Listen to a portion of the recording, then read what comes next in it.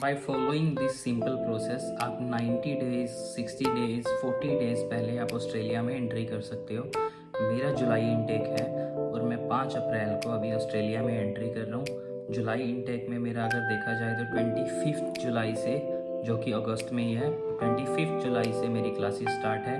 Classes भी नहीं, मैं ओरिएंटेशन बोलूँगा। और तो ये थे आपके सिंपल डॉक्यूमेंट्स जो कि स्पाउस के लिए मिनिमम रिक्वायरमेंट्स है आपकी। आप इन डॉक्यूमेंट्स के बिना आप प्रोसीड ही नहीं कर पाओगे। वीज़ा ना आना वो बात की बात है। ये आपकी मिनिमम रिक्वायरमेंट्स है। You have to take this documents and apply for your visa. Just stay tuned with मी।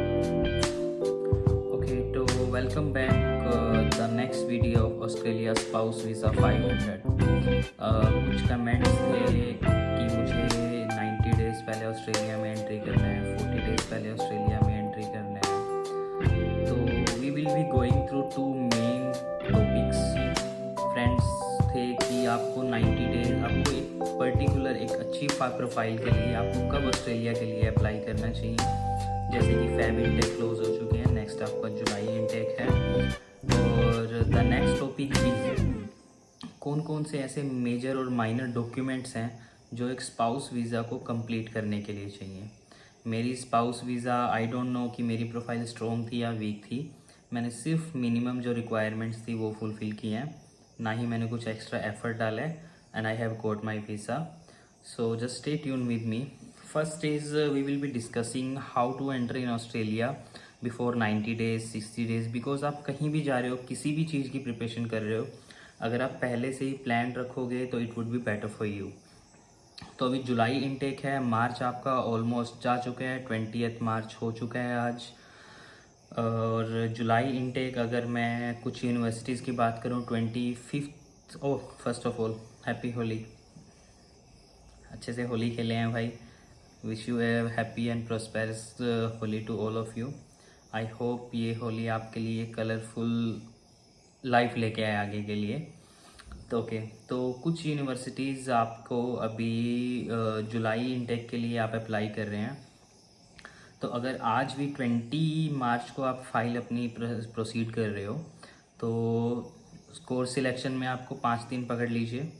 और आपका मतलब ऑफ़र आने तक, अगर एक जेन्युइन आपका कंसल्टेंट है जो मेहनती है, वो अगर प्रोसीड कर रहा है तो आपको 5 अप्रैल से पहले आपको ऑफ़र आ जाएगा।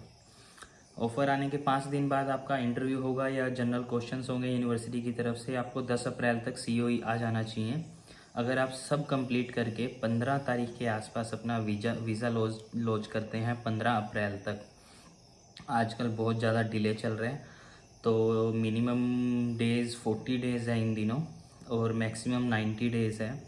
तो अगर आप जुलाई इनटेक के लिए प्रोसीड कर रहे हैं तो भाई आप एक दिन भी वेट मत कीजिए, आज अपना प्रोसीड कीजिए। तब आपका चांसेस है कि आपका वीज़ा टाइम पे आए। और अगर आपको 90 डेज़ पहले या 60 डेज़ पहले, जैसे कुछ फ्रेंड्स के क्वेश्चंस थे कि कैसे एंट्री करनी है, तो भाई आप जुलाई इनटेक भूल जाइए, आप 23 के लिए प्रोसीड कीजिए। हाँ, उसके लिए आपको बहुत टाइम भी मिलेगा, आप इजीली अपनी प्रिपरेशन कर सकते हैं। और मेरा ये अनसर्टेन हुआ है सारा कुछ। मैंने मतलब प्लान नहीं किया था कि मैं 90 डेज़ पहले जाऊंगा या 120 डेज़ पहले जाऊंगा। मेरा क्या हुआ, मेरा वीज़ा नहीं आ रहा था। मैंने 3 मार्च के लिए डेफरमेंट के लिए मेल डाल दिया यूनिवर्सिटी में, तो उन्होंने मुझे डेफ़र कर दिया और 7 मार्च को कोइंसिडेंस मेरा वीज़ा आ गया। तो मेरा कोर्स अभी जुलाई डेफ़र हो गया और मेरा वीज़ा आ चुका है, जो कि 7 मार्च से लेके 24 तक वैलिड है मेरा। तो ये थी मेरी स्टोरी कि मैं 90 डेज़ पहले कैसे एंट्री कर रहा हूँ। नेक्स्ट है आपको अभी तक मैंने स्पाउस डॉक्यूमेंट में क्या क्या प्रॉब्लम्स आ रही हैं, सिर्फ टेक्निकल प्रोस्पेक्टस आपको बताए थे। अभी हम बेसिक्स में जाते हैं कि आपको एक स्पाउस प्रोफाइल के लिए क्या क्या आपको मिनिमम डॉक्यूमेंट्स चाहिए और क्या क्या प्रोसेस रहेगा। सबसे पहले आपको एक कोर्स सिलेक्ट करना है। लेटेस्ट एक आप मैकेनिकल बैकग्राउंड से हैं तो आपके लिए बेटर रहेगा आप मैकेनिकल बैकग्राउंड ही चूज़ करें, जो कि आपकी प्रोफाइल को बहुत ज़्यादा स्ट्रॉन्ग बनाते हैं। नेक्स्ट है आपका, आप कोर्स अप्लाई करेंगे, आपका 5 से 10 दिन के अंदर आपका ऑफ़र आएगा। मैं मेरा एक्सपीरियंस बता रहा हूँ। मैंने 13 जनवरी को अपना एप्लीकेशन फ़ाइल किया था और 27 जनवरी को मेरा COE आ गया था, ऑलमोस्ट 14 दिन। ये आपके कंसल्टेंट पे डिपेंड कर रहा है। और आप मुझे भी कांटेक्ट कर सकते हैं। मेरी ईमेल आईडी है kamalsardana44@gmail.com। आप मुझे एनी टाइम मेल कर सकते हैं। और मेरी इंस्टा आईडी है gary_sardana। आप एनी टाइम मुझे फॉलो करके वहाँ पे आप मुझे मैसेज कर सकते हैं। I will be definitely replying you. और मैं आपको यूट्यूब पे भी कमेंट के रास्ते आपको हमेशा ही रिप्लाई करता हूँ। ओके, तो नेक्स्ट है आपका COE आने में 20 दिन आप लेके चलिए, मोटा मोटा 20 दिन के बाद आपका अगर COE आ रहा है, अपने डॉक्यूमेंट्स मीनवाइल आप रेडी रखिए। एक्सपीरियंस के लिए क्या रहता है, अगर आपका एक्सपीरियंस के लिए आपकी प्रीवियस कंपनी के एक्सपीरियंस लेटर और करंट कंपनी का रेफरल लेटर, तो आप मुझे मेल कर सकते हैं। जो रेफरल लेटर का फॉर्मेट रहेगा मैं आपसे ज़रूर शेयर करूँगा।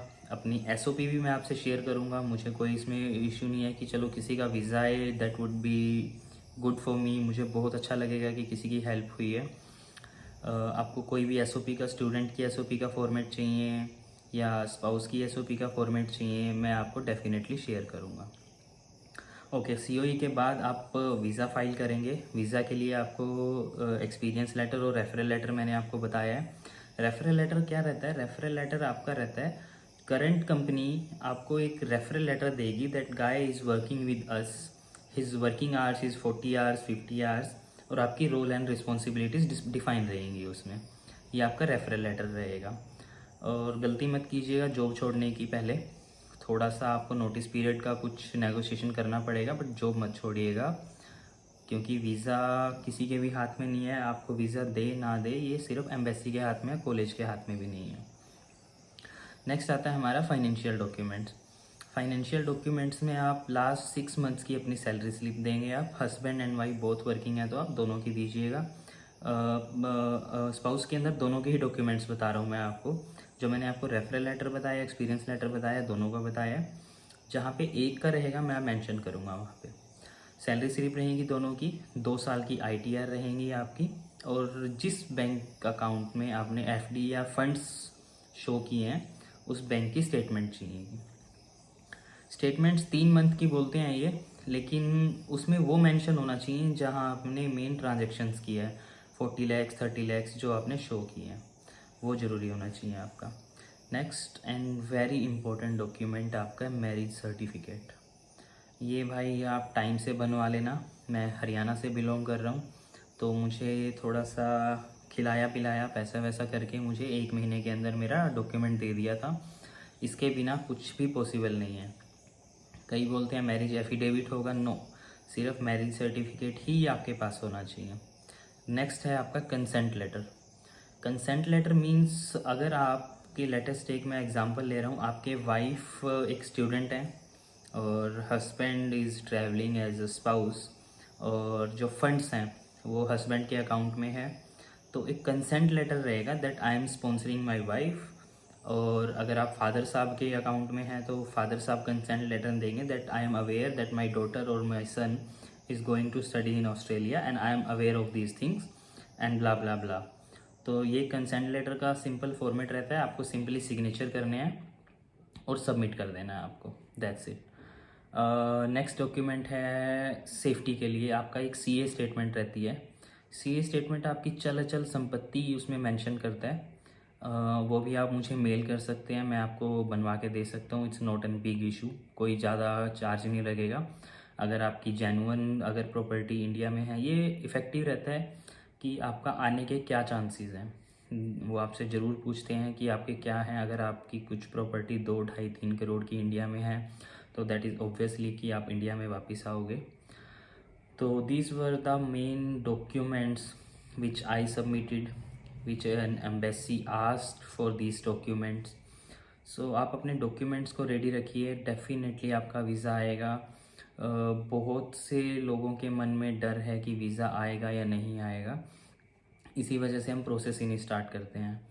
थोड़ा सा खर्चा है यार, मैंने भी अपने टाइम, मनी, स्लीपलेस नाइट सब स्पेंड किया है, आपको भी करना रहेगा। थोड़ा सा स्ट्रगल है, बट उसके बाद आपकी लाइफ सेटल है। I am always there. आप मुझे मेल कर सकते हैं, आप मुझे इंस्टाग्राम पे मैसेज कर सकते हैं। मुझे फॉलो मत कीजिए भाई, मुझे फॉलोविंग्स नहीं चाहिए। मेरी वजह से आपकी कुछ हेल्प हो जाए, दैट इज़ ओके। तो just stay tune with me. Thank you, आपने इतने व्यूज़ दिए मुझे, इतने व्यूज़ मतलब I am enough happy for this कि मैं किसी की हेल्प कर रहा हूँ। बहुत से लोगों ने मुझे व्हाट्सएप भी किया है, कॉल भी किया है। 5 अप्रैल को मैं ट्रैवल कर रहा हूँ ऑस्ट्रेलिया। उसके बाद मैं अपना नंबर या ईमेल आईडी कुछ भी होगा मैं आपसे ज़रूर शेयर करूँगा। फॉर द मीन वाइल मैंने अपनी ईमेल आईडी और इंस्टाग्राम आईडी आपको दी है, आप मुझे एनी टाइम कॉल कर फॉलो कर सकते हो, मैसेज कर सकते हो। I am always there. अगर आपको वहाँ नहीं करना है तो आप यूट्यूब पे ही कमेंट कीजिए, मैं हर कमेंट का रिप्लाई कर रहा हूँ। Thank you, just stay tune with me, bye, take care.